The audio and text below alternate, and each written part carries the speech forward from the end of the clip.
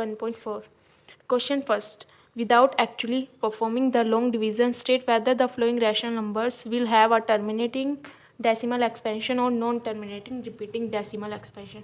पहले terminating और non-terminating देख लेते हैं कौन से होते हैं.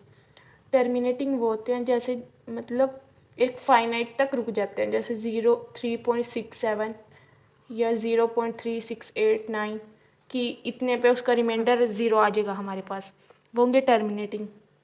और एक होते हैं नॉन टर्मिनेटिंग. नॉन टर्मिनेटिंग वो होते हैं जाएगा रिपीट होने शुरू हो जाएंगे, तो मतलब इसको कैसे लिख देते हैं 368 बाहर जहाँ से ऐड होते रहेंगे, वो है नॉन टर्मिनेटिंग. अब उसने बोला है कि हमें बिना लॉन्ग डिवीज़न करना है, ऐसे बताना है कि टर्मिनेटिंग कौन से है, नॉन टर्मिनेटिंग कौन से.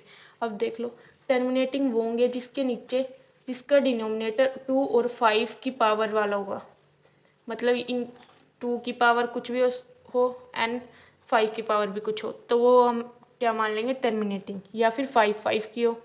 और नॉन टर्मिनेटिंग तब होगा अगर 7 की पावर आ जाती है डिनोमिनेटर में, तो उसे बोल देंगे नॉन टर्मिनेटिंग. अब देखो कैसे करेंगे. हमारे पास फर्स्ट क्वेश्चन गिवन है 13 डिवाइड बाय 3125.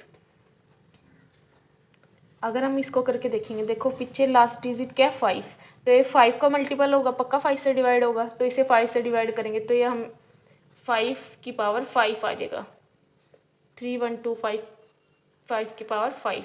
अब अगर 5 की पावर हो या फिर 2 की पावर हो या इन दोनों, तो क्या बोल उसके डिनोमिनेटर में दोनों हो तो क्या बोलेंगे हम टर्मिनेटिंग.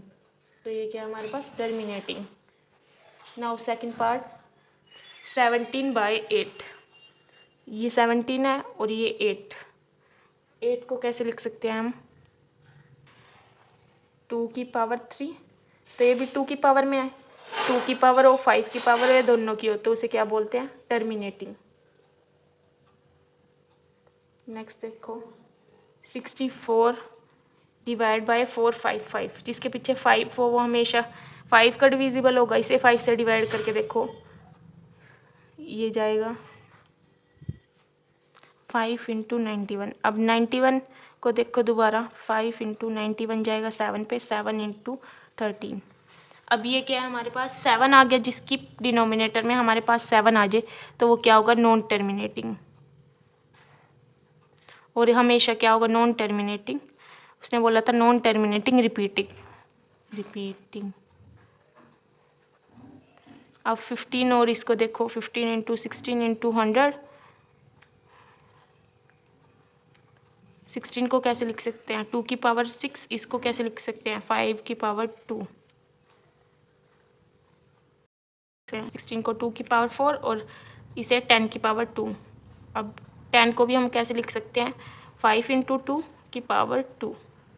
इसे 10 को तोड़ दिया 5 इंटू 2 उसकी 2 पावर 15. अब पावर अलग कर लो 2 की 4 5 की, एक बार 5 की स्क्वायर एक बार 2 की स्क्वायर, तो 15/2 4 + 2 इंटू 5 की square. Base same power add हो जाएगी, तो ये बन गया हमारे पास 2 की पावर 6 इंटू 5 की पावर 2. जिसकी डिनोमिनेटर में 2 और 5 आ जाते हैं वो क्या होता है टर्मिनेटिंग.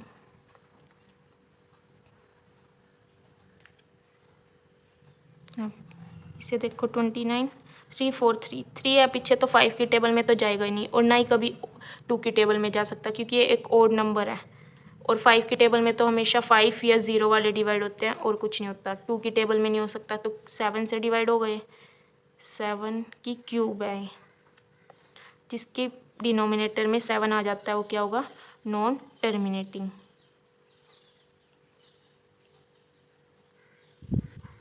नाउ नेक्स्ट पार्ट 23/2 की पावर 3 5 की स्क्वायर. इसमें से पहले ही हमें 2 और 5 गिवन है नीचे डिनोमिनेटर में, तो ये क्या होगा टर्मिनेटिंग. नेक्स्ट देखो 129 2 की स्क्वायर 5 की 7 और ये 7 की 5 है, तो इसमें 7 आ गया, इसके डिनोमिनेटर में क्या होगा नॉन टर्मिनेटिंग. नेक्स्ट देखो 8 पार्ट 6 15 को हम कैसे लिख सकते हैं 5 इंटू 3. इसको कट करो 2 पे, ये आ गया हमारे पास 2 डिवाइड बाय 5. 5 की पावर 1 है तो ये क्या है टर्मिनेटिंग, जिसके नीचे डिनोमिनेटर में 5 या 2 में से कुछ हो. या फिर दोनों, वो क्या होगा, टर्मिनेटिंग। Now ninth part 35। 50 को कैसे लिख सकते हैं, 5 × 10। 10 को हम कैसे लिख सकते हैं, 2 × 5। तो ये 1 पावर बेस सेम क्या हो जाएगा, पावर ऐड, 2 × 5 की पावर 2। 2 और 5 है तो ये क्या है हमारे पास, terminating. Last part 10th 77 divide by 210। इसे कैसे लिख सकते हैं, 21 × 10। अब 21 को कैसे लिख सकते हैं हम, 3 × 7 × 10। अब हमारे पास, इसे कट कर दो 1 पे 11 पे, ये आ गया 11/3 × 10। अब 3 है, ये क्या है, ओड है, तो ये क्या होगा, नॉन टर्मिनेटिंग। और हम यहाँ से भी कर सकते थे पहले ही बिना कट करे, क्योंकि इसके डिनोमिनेटर में 7 था, और अगर किसी के डिनोमिनेटर में 7 आ जाता है वो क्या होता है, नॉन टर्मिनेटिंग।